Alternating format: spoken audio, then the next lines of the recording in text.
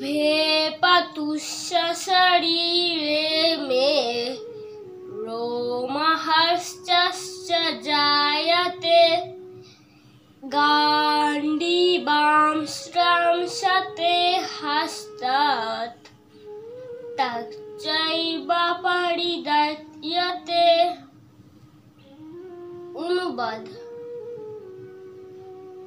আমার সমস্ত শরীর কম্পিত এবং রোমাঞ্চিত হচ্ছে।